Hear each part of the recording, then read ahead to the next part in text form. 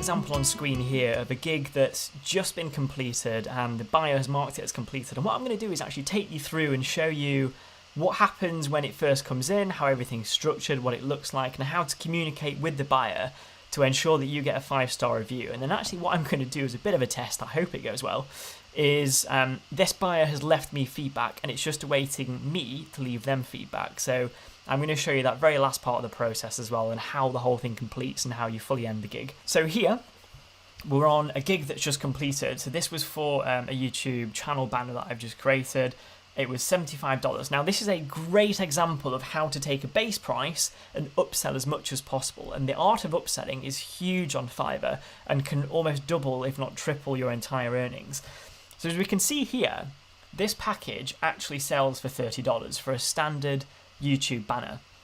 But what this particular person has done, they've ordered the source file. So this is the Photoshop file that I used to create the banner, which means that they can change it in future. It's essentially, I guess the way I sell it is the commercial rights to the buyer. They've also added an additional extra, which is spending extra time to add a beautiful, unique, creative design. Now, a lot of buyers on sellers know that time is money on Fiverr. So if you're just paying the basic $5, you're not going to get much for your money. So I allow my buyers the option to just add a little bit more to the order itself, just so I'm more inclined to spend more time on the design to make it a little bit better for them as well. And this actually works really, really well. And buyers do understand that if they're paying the basic price versus paying a little bit more, they're going to get something that's just a little bit higher quality. They've also added a profile photo to go with the banner as well, or to go with the header. And then they've also added an additional logo to go on. So this person has really added a lot of the upsells, and they've turned a $30 order into a $75 order, which is fantastic. And it's a great example of how upselling works.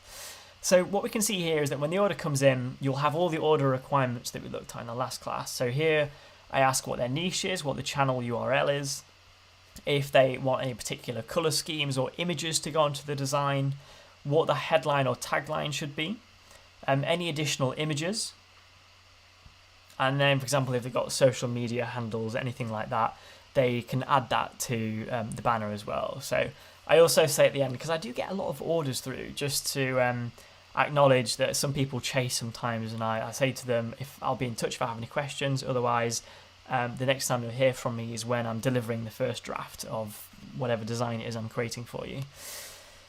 So as you go through here, what you can see is that this is my first delivery that I sent to the buyer and just said, "Hi Natasha, hope you're well.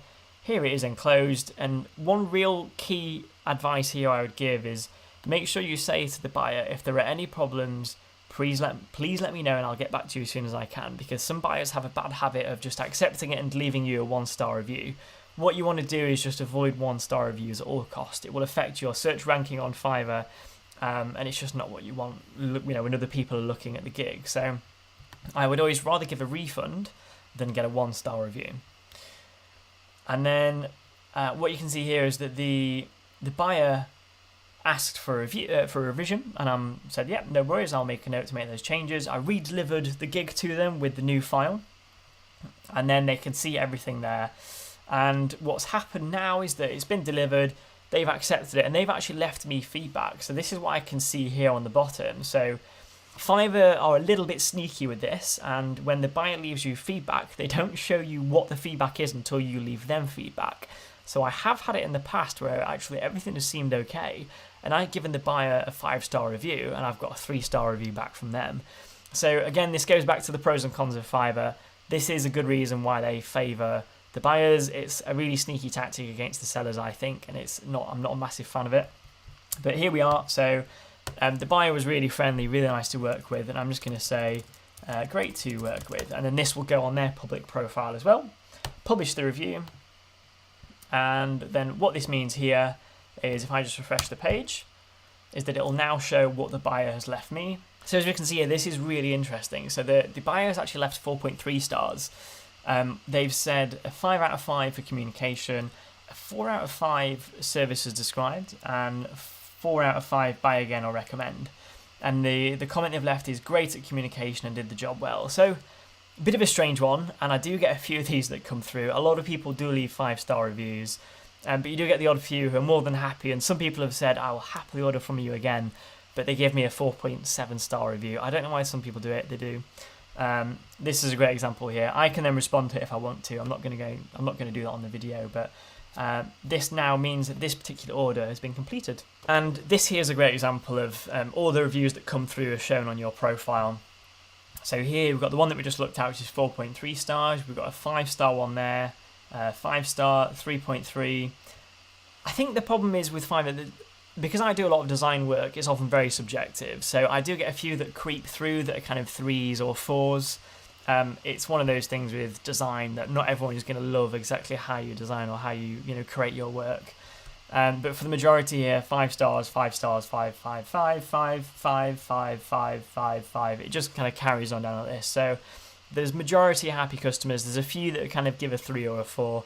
But otherwise, on the whole, everyone's really happy. And it's just making sure that as you deliver your gig, just tell them if you want any revisions, if there's anything that I can do for you, please let me know and let me correct it first before you then leave the review, and that kind of stops all those 1 and 2 star reviews coming through. Next, we're going to be going through custom offers and actually talking with the buyer just before they buy the gig itself and trying to have a conversation and understand their requirements. So I'll see you in the next class.